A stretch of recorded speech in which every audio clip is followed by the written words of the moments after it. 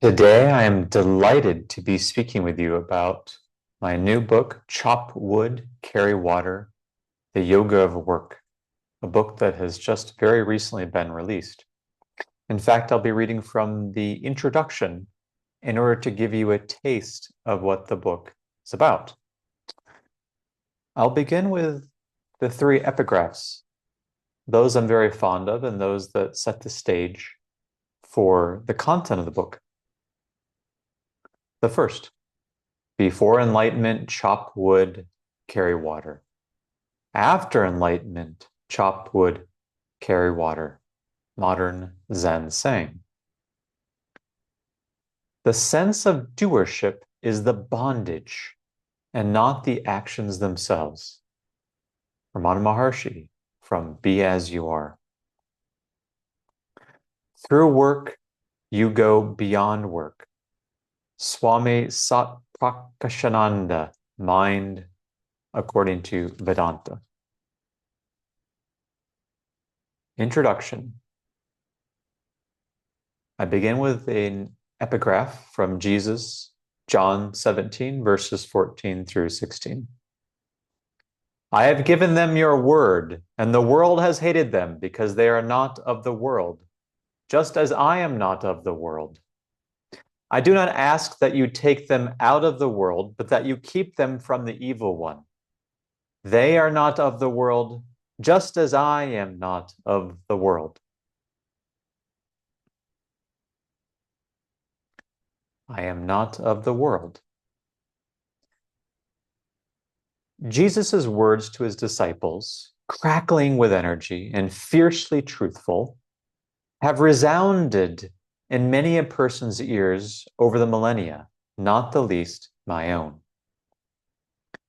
One of the existential themes that stuck like a barnacle to me, a natural koan, as my Zen teacher would decades later have put it, has been a persistent feeling of existential homelessness.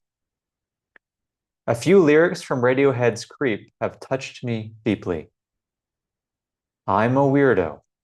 What the hell am I doing here? I don't belong here. Who hasn't felt as if he doesn't belong here? And how many have sought transcendence in one form or another?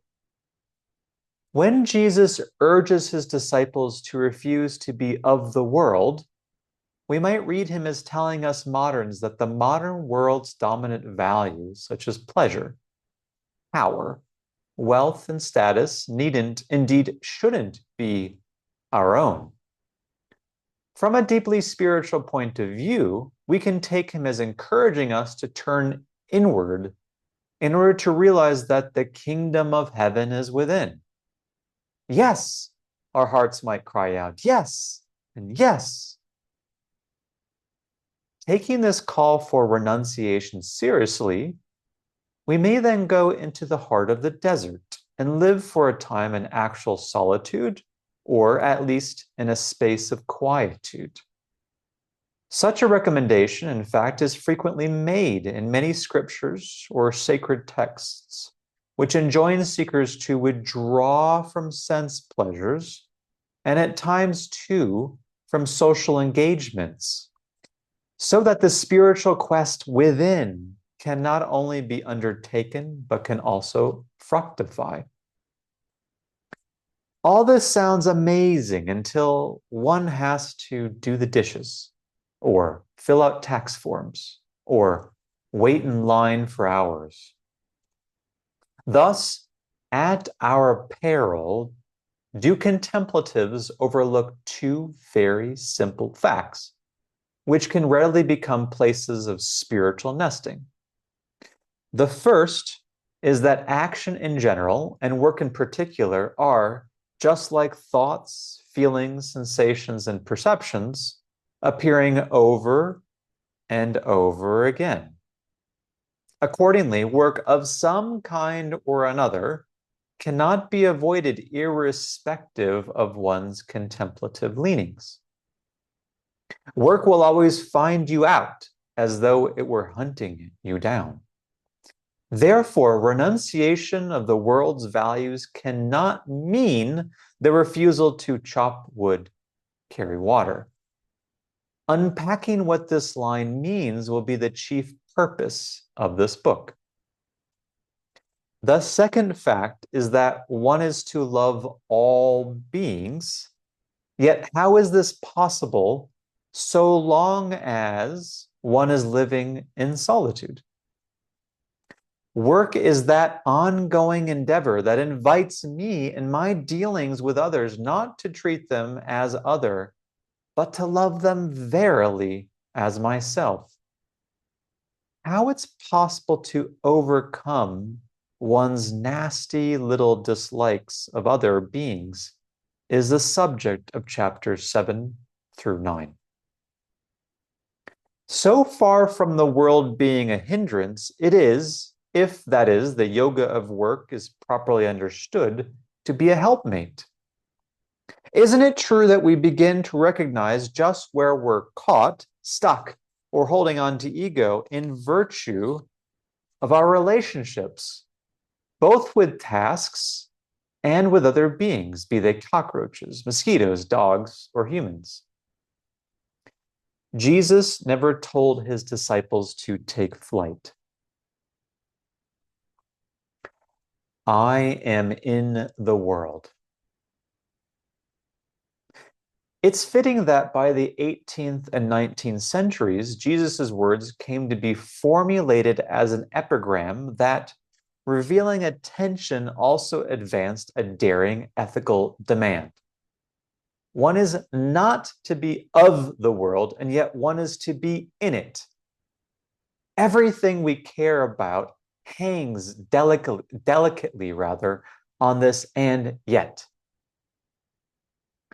One of the most powerful ideas, starting perhaps with the Renaissance and reaching a watershed moment during the Enlightenment, is the modern commitment to human autonomy. Today, one is to be an agent who acts for the sake of the ends he articulates, chief among which is the transformation of the world. For Karl Marx, George Wilhelm Friedrich Hegel's serious flaw was that he was bound to an outdated view of philosophy as contemplation. In words that are now famous, Marx accused both Hegel and Ludwig Feuerbach of capitulation to the status quo. The philosophers, he intoned in his 11th thesis on Feuerbach, have only interpreted the world in various ways. The point is to change it. See that? The point is to change it. It's impossible not to envision, when hearing this statement, all of these and more. The French Revolution, the American Revolution, colonial and post-colonial struggles, as well as paradigm-changing technological innovations like the steam engine, the internet, and now AI. In fact, it can feel as if modernity is itself liquid, to borrow a metaphor from Zygmunt Bauman, and yes, as if, Marx again, all that is solid melts into air. Our time, it can hardly be understated, is a time of action. Our heroes are self-authoring, our villains culpable. Our cities, as much as our artworks, consist of the ideas that are to be made manifest in countless and countlessly malleable forms. The modern human, self-propelled and self-fashioning in the process, is a maker, a doer, a wonder. One is finally to be a self-transforming dynamo, a god unto himself.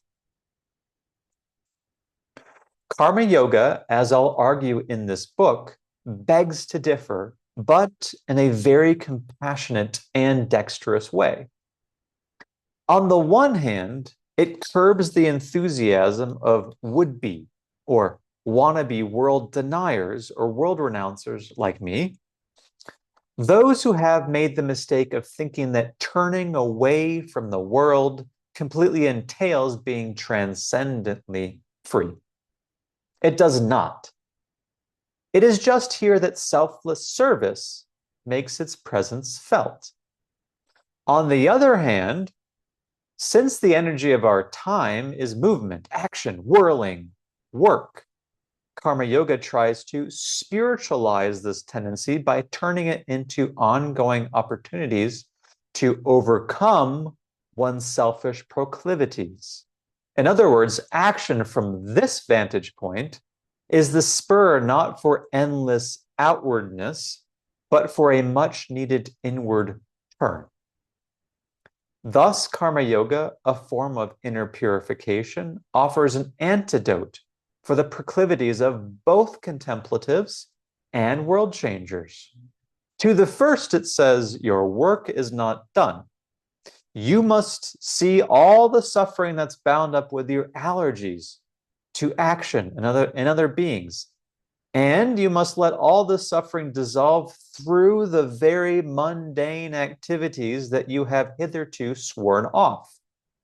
You are, for instance, to stop sneering at your assignment, which is to chop wood, and instead you are to let it be chopped with equanimity.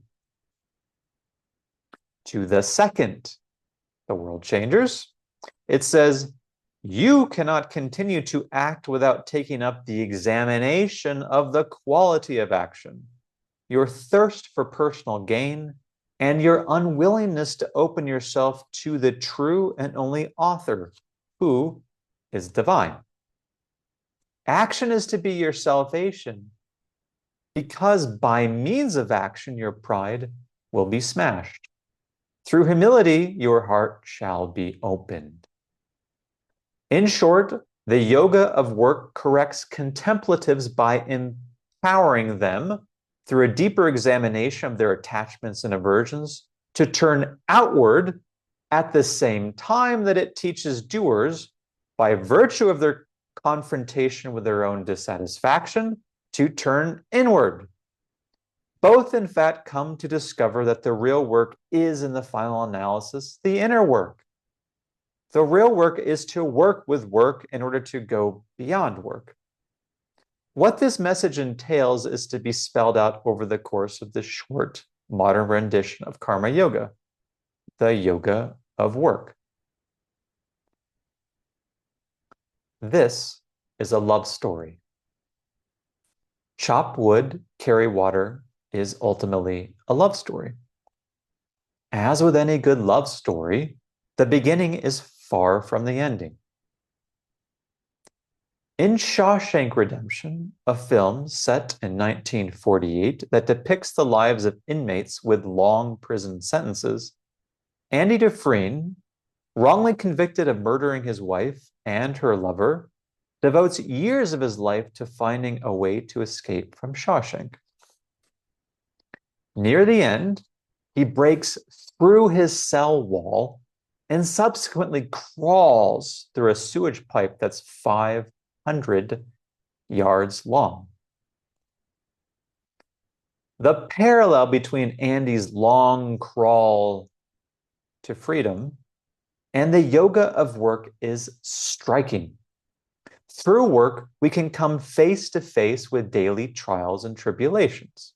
Through work, we can free ourselves from the very afflictions that are mind-created. And we don't just face these trials, we crawl through them. Indeed, through work, we can come beyond attachments, beyond aversions, beyond desires, and above all, beyond pride, to a wise love. This is not the innocent love of youth, but the mature, gracious love that has ultimately transcended mundane hardships. How to read this book? At the beginning of almost every chapter, practical pointers are included with a view to guiding you as you embrace the challenges and blessings of work. Each is an invitation to interpret a certain situation in the light of this cue. For instance, the pointer observe, to be honest, I dislike this, is reminding you to carefully inspect the aversion or allergy right as it appears. Other pointers are urging you to attend to different salient features that surround mundane tasks.